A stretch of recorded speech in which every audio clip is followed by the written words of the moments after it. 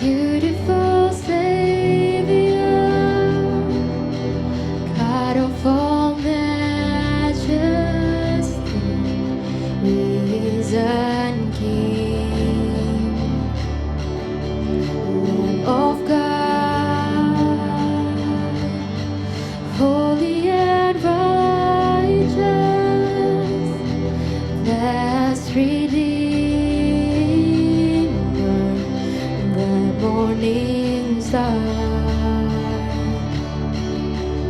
All the heavens shout your praise. All the heavens bow to worship you. How wonderful, how beautiful, name above every name, exalted high. How wonderful, how beautiful, Jesus your name, name above every name, Jesus. Ooh, Jesus.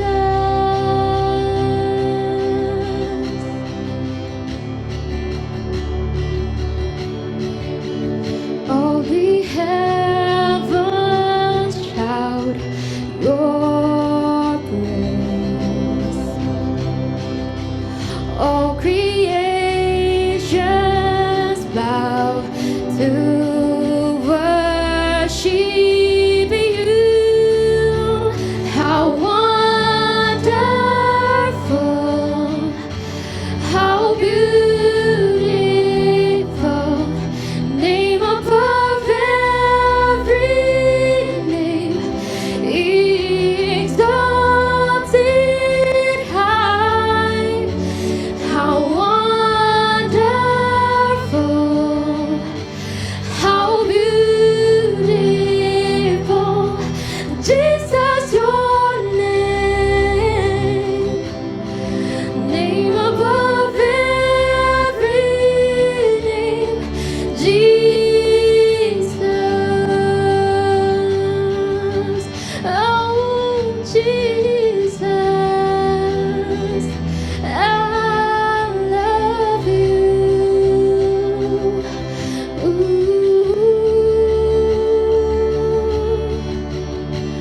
And I will sing forever.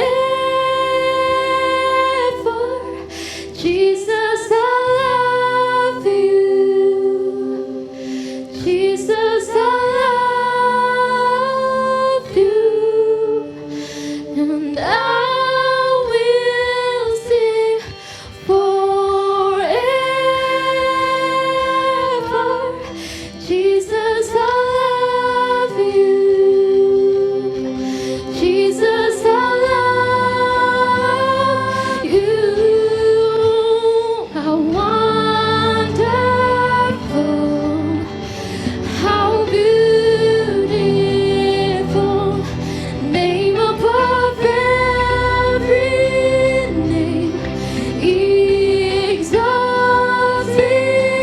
high. How wonderful, how beautiful, Jesus your name, name above every name, Jesus.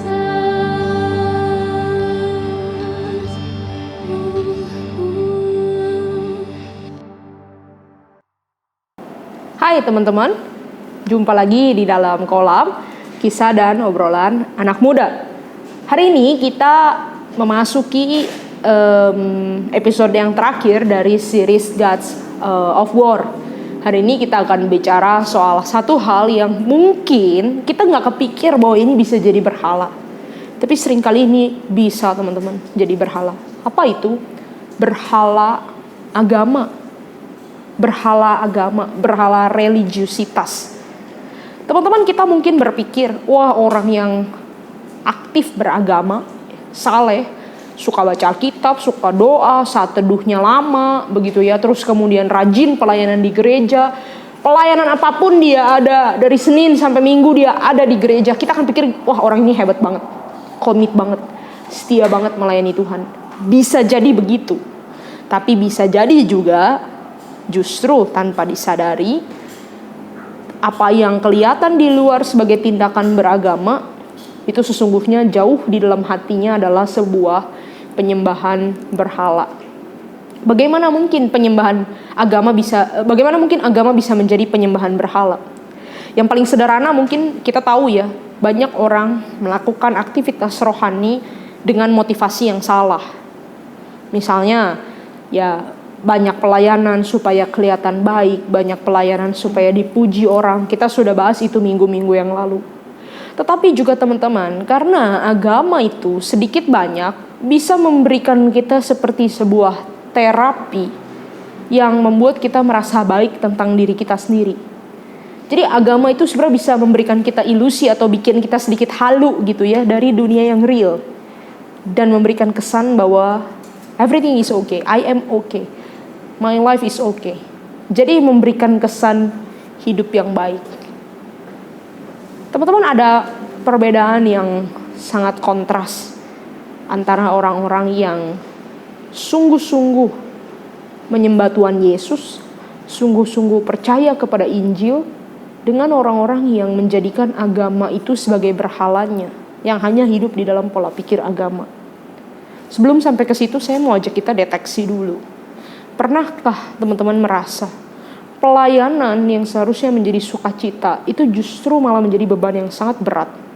Teman-teman merasa begitu lelah karena seperti dipaksa melayani terus. Tapi teman-teman juga gak bisa nolak. Karena apa? Takut sungkan sama orang lain. Nanti apa kata dia kalau saya nolak? Atau teman-teman merasa udah gak ada orang lagi, kalau gak ada saya pelayanan ini gak bisa diselamatkan.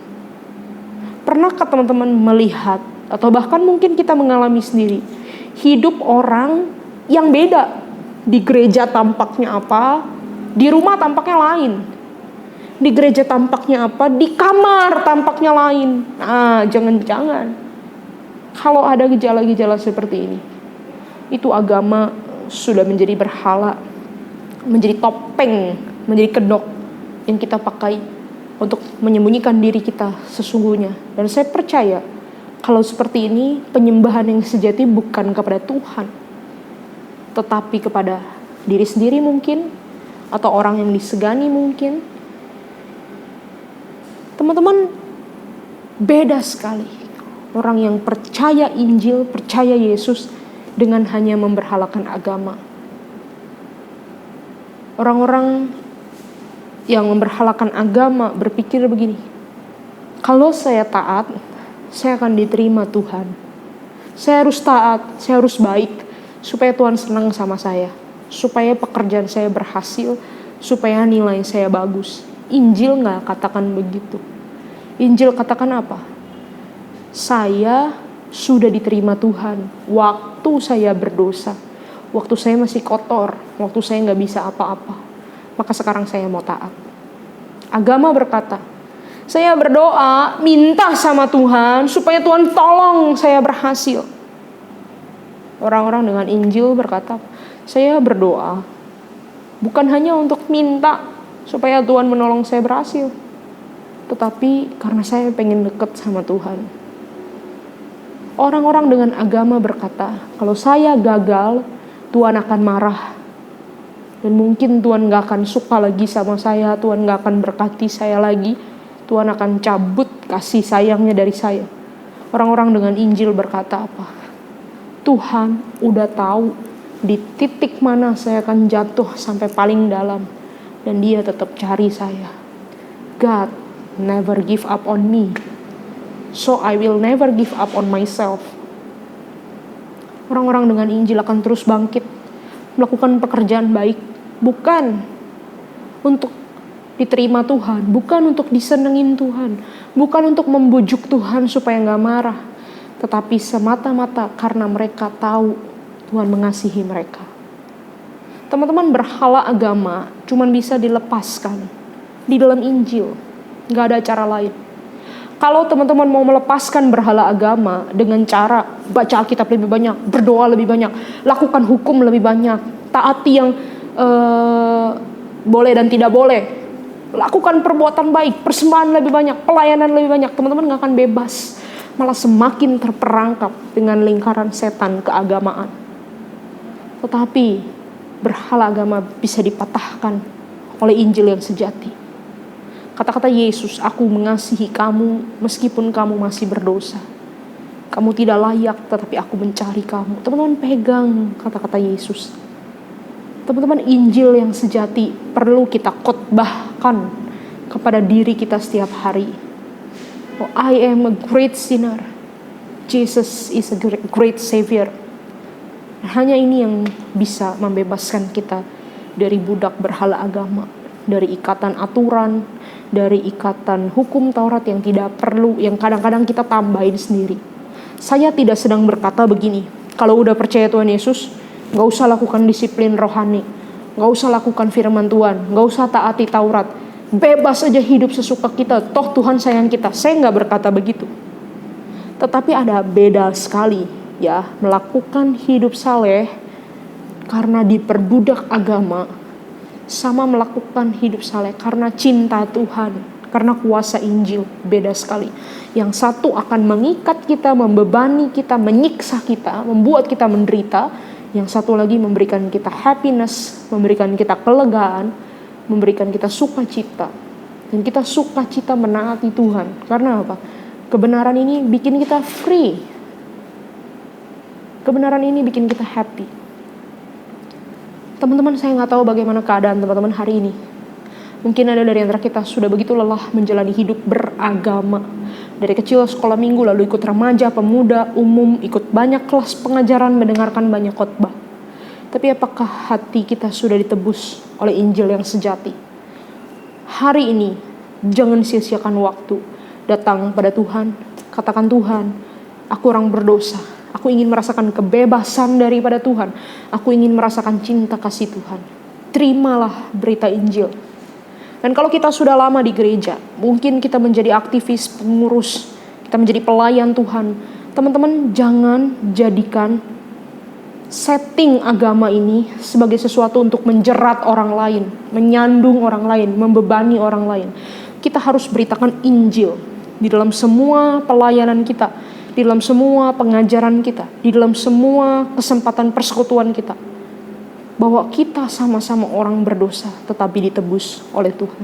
Nggak ada di sini yang lebih benar satu sama lain. Nggak ada yang bisa membanggakan diri. Ketika Injil menebus diri kita dan komunitas kita, maka agama tidak akan lagi jadi berhala yang menyiksa, memperbudak, dan membutakan kita. Kiranya Tuhan Yesus dipermuliakan, kiranya Tuhan Yesus menolong kita. Tuhan berkati teman-teman.